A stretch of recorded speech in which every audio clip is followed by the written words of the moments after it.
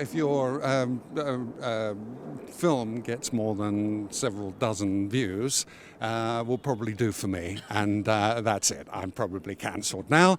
Anyway, very nice to talk to you, and that's it for me. Yes, I might as well go and become a hermit. What does the word woke mean to you?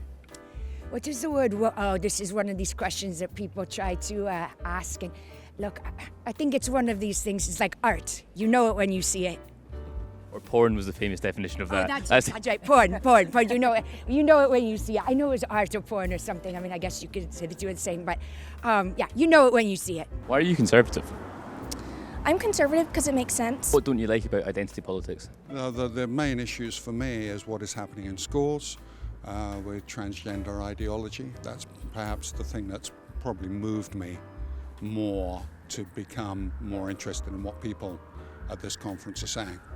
Well, I guess woke, it's a term that's been popularized in recent times, and it is mostly used by the right to describe people on the left who are trying to draw some important but sometimes exaggerated questions about different aspects of society that they want changed. Basically, anybody, particularly feminists, are being ridiculed and they are being attacked for just simply saying that this is an issue where both parties need to be able to work out exactly whose rights are applicable in this issue. And in fact, the rights are for both groups.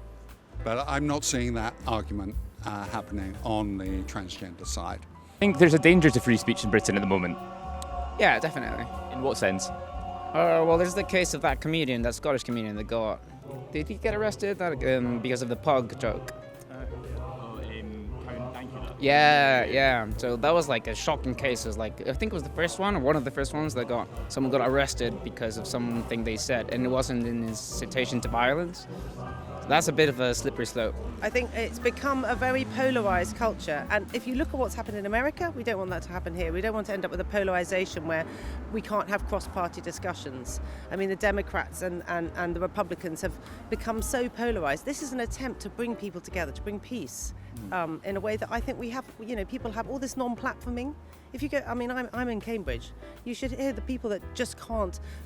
One girl, for example, wanted to put on a film that was just to do with saying I like being a woman, and it was kind of totally vilified as if it was some sort of. And it was totally ridiculous. That wouldn't have been, I may not agree with the film, but I want to see it. It actually was banned from the place it was going to be put on. That's just one tiny example. I'm here because conservatism needs a reckoning.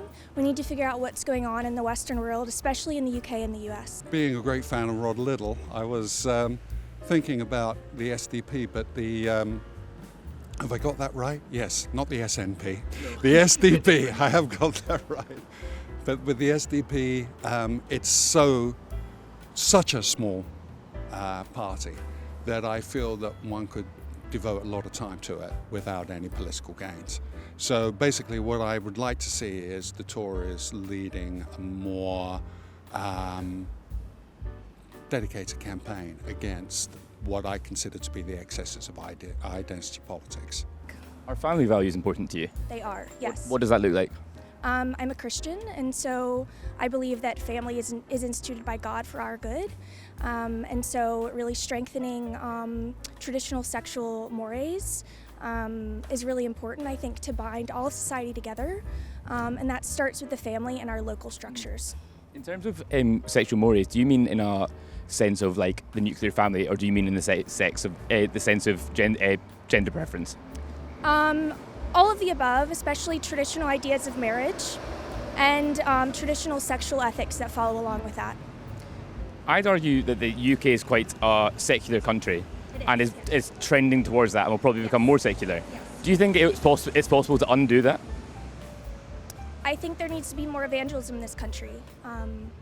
I think the UK has a thing or two to learn from the US, and this NatCon conference is a really good way to start with that. If you had the power to enact one policy in Britain, what would that policy be? Which is, I think, is something which is happening at the moment, is a very, very close look at what is being taught in schools in sexual education. I think it needs, groups from outside schools have moved in because government policy hasn't been strong enough or clear enough.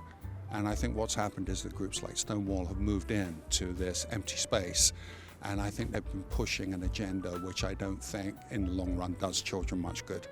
I'd like to see that countered. I think Stonewall does a lot of good work with LGBT kids. LGB, yes, but in fact they've become a T, a force for T above LGB, and I think you'll find a lot of people in the LGB categories would say that they are going against their interests now. And it seems more and more from what I see that LGB and T are two different factions. And it seems that Stonewall and Mermaids are coming out very clearly in favour of T.